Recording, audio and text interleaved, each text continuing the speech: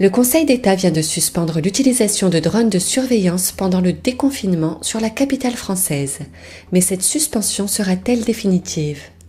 Dès le début de leur utilisation, l'association La Quadrature du Net et la Ligue des droits de l'homme ont réagi et demandé au juge des référés du tribunal administratif de Paris de cesser leur utilisation.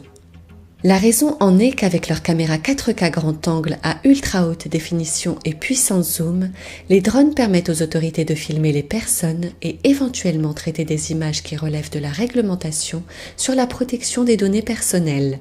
La technologie nous aide, mais elle n'est pas suffisante. La présence humaine est déterminante. Ce n'est pas un drone qui va remplacer un fonctionnaire de police, ça va de soi.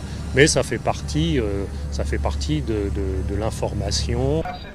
Alors que cette décision du Conseil d'État ne concerne que Paris, interrogé par France Info, maître Patrice Spinozzi, l'avocat des deux organisations, estime qu'elle est généralisable à l'ensemble de la France.